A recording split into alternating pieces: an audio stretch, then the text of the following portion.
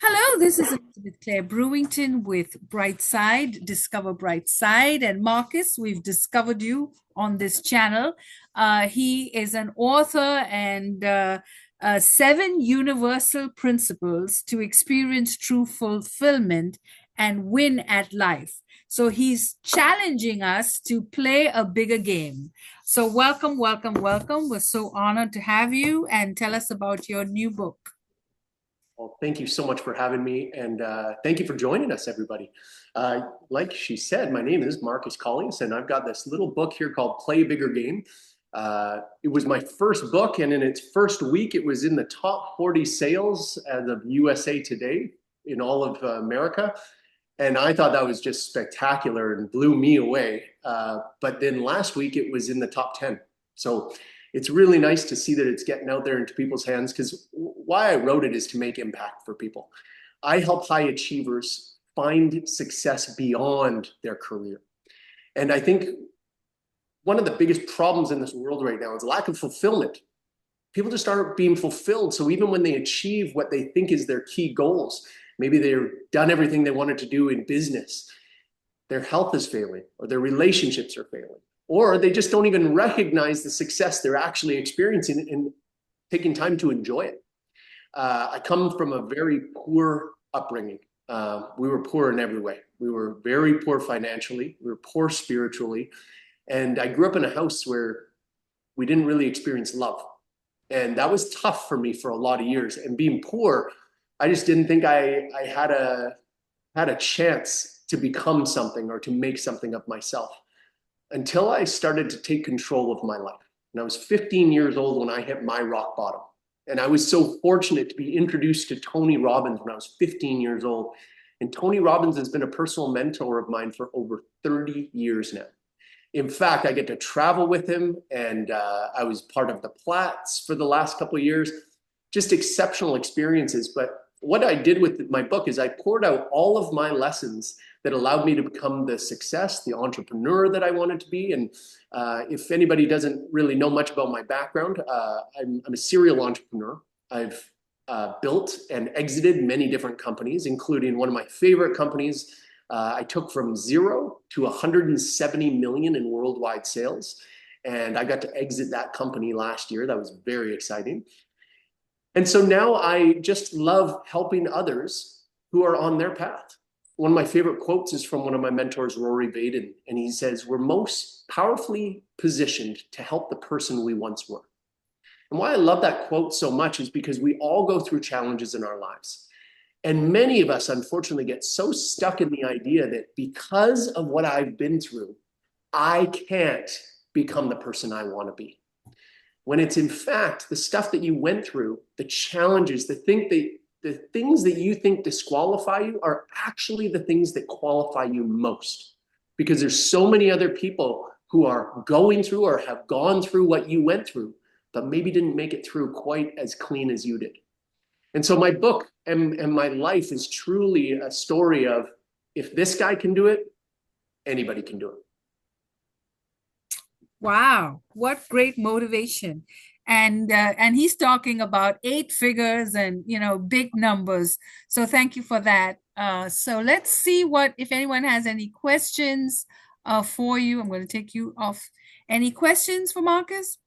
Yes, Marcus, first of all, nice to meet you. Thank you to share your power to the world, because when somebody creates something, I think there is an obligation to share abundance. It means abundance. When I speak about abundance, it means not only economic, we feel it from this other part, your energy, your good motivation to share the message to the world. And tell me, I'm curious about, your story. Tell me about, how you starting the life about entrepreneur, and which kind the pain point you have where you jump in another level in your life, something where you have something hurt really your feeling or your business, and you jump a next level in business, in life, which is this point in your life? I love this question. So thank you so much. I'm going to tell you one of my favorite stories. It's like the Marcus story. And it was the turning point in my life. I was 15 years old, like I had mentioned, when I hit my rock bottom. And so at that time, I was 6'4", 120 pounds. So I was a bone rack, and I was so embarrassed of how I looked. I got bullied so hard. Girls wouldn't look at me if I set myself on fire. And I believed everything that was said about me, and which is one of the most dangerous things in this world, when we allow people to speak so poorly about ourselves. And then we speak it to ourselves in our own heads, and we become that person. That becomes our identity. And the turning point for me, I was actually, at that time, by the way, my parents divorced when I was 7. And so my father was out of my life. He was gone. And my mom, God bless her, had to go back to school full-time and work full-time. So I was essentially parentless. So not only am I going through all this turmoil, but I didn't have any type of a support network. Now, at this time at 15, my father came back into my life for just a quick moment and said, "Hey, I'm going to Hawaii with my new family. Would you like to join us?" And of course. And on that plane ride, I actually felt I heard from God.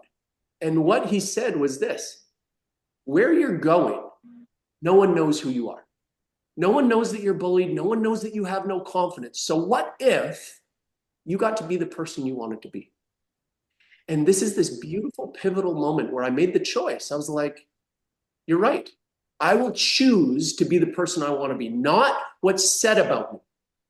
And I got off that plane, and people accepted me exactly how I presented myself. I was a man with more confidence. And this is the coolest part. No matter what characteristic we talk about, you know what it looks like. Well, what would it look like to be more confident? Well, I mean, my shoulders would be a bit more back. I'll make better eye contact with you. I'll speak with a little more confidence. And what happens? You're a more confident person. And I started hanging out with all the coolest guys. I was going on dates, which blew my mind. 2 days ago, I couldn't get a girl to look at me, and look at who I became. And then I recognized, when I go home, I have to make sure now I do all the things, create all the habits, and get rid of the bad habits, so that I can continue to live this life that I want to live and become ultimately who I really wanted to become in life. And what I learned from all of that is that it's such a teachable thing. These are just decisions we make. I was not dealt a better hand than anybody else. So we all have this opportunity to say, hey, I'm going to be a better version of myself starting today.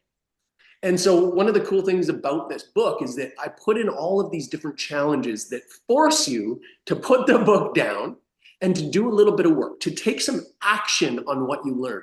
This is another big problem with the society that we live in today. It's not an action society, it's a consumeristic. We consume, we watch, we're looking, we're reading, but we're not doing anything with it. And it's so important to take action, or nothing will change. Thank you, thank you. And I would love to ask another question, if it's for you, it's okay. Which kind of practice you use like every day, to achieve, extraordinary result, and how change this practice in long the time of your life. It means when you starting, which is the difference from when you starting to now, and which kind the practice you use every day, like at what time you wake up in the morning, what you do, which kind the food you eat, everything a little bit about this, because this, I think, is a really important part to every people have a big success, Sure, absolutely. Now, I just want to clarify, did you say what product do I take every day? No, like which kind of practice you use, Practice. Practice, and how you moving during your day, when you starting, at what time, for example, you wake up, what you do when you feel down during your day to retake your energy, Wonderful. These are great questions. And I'm going to have to be brief because I think you and I could spend about 4 hours talking on this one. And The Italian in him brings out all these questions. I love it. I have a story to tell you later, but go ahead. That's all right. We actually have time today because we don't have like 20, 30 people. So this is good. So go ahead. Wonderful. Yeah. So as opposed to just getting into what I personally do, I do, just so you know, go inside in the book. I talk about the importance of having a morning routine and different elements of anybody's morning routine, including my own, that give you the most value. So I just want to tell you about a few things. Number one, I think it's really important that we stop fighting the signals that our bodies are telling us with the foods that we put into our bodies and the exercise that we do or don't do. So when we're not eating the right foods, what happens to our body? Well, we feel lethargic. Oh, I got some indigestion. I got some gas. I'm just uncomfortable. I don't have the right energy. I don't have the right focus. So it's really important to recognize these things and go, it's really important to me to have the right foods, to have the right clarity, to have the right digestion. So I eat a very clean meal in the morning. And I get my exercise done in the morning. I too get my meditation and my prayer done in the morning because it sets me up for the day. Now, if anybody's listening going, well, I'm not a praying type guy, that's okay. I forgive you. And you can just go into gratitude and meditation. So gratitude, I think, is one of the most important things in this world that not enough people are doing. If you started off your day just 5 to 10 minutes of thinking about all the things that you're grateful for, think of what that's doing to your mind for the day, as opposed to starting off thinking about, oh man, I have to get this done. I have to get this done. Let me see what's on social media. Oh no, people are getting ahead of me. Oh, the anxiety. Oh, what's happening in the news? No. Instead, I'm starting off my day going, oh man, first, what another great day to be able to be on this planet. I have an amazing wife. I have an incredible kids. I love where I live. Thank you, Lord, for all of this. Thank you for my health. Thank you for the energy. Thank you for the people that I'm going to encounter today that I can make an impact on. You spend this time in gratitude. And hey, for those of you who are like, man, I don't know if I could go longer than 20 seconds. That's okay. It's just like working out. The first time you don't have to go get a 1-hour workout. If you do 20 seconds, excellent. Come back tomorrow and see if you can do 25 seconds. And that's just fine. But what's beautiful is you start to recognize more of the things in your life that you are grateful for. So now you've eaten well. You've started off with gratitude. For me, I get my workout in the morning. I do my cold tub in the morning. It gets me very sharp, disciplined, and focused. And then I start my day. And I just stay focused throughout the day on the things that I can control. And I don't give any attention to the things that are out of my control. Thank you, Marcus. Thank you, to share this powerful word and, continue to share with the world because we are in the place where the world needs a word like this, Thank you. Thank you so much. And thanks for contributing today. Yeah, and thanks for all the questions. Okay, so Joseph Sanchez, any thoughts? I just want to. Because I've been having these same conversations. So Marcus, you bring out some great things. So yeah, go ahead. No, I just want to add and listening to Marcus. It sounds like he basically is doing the same things I am.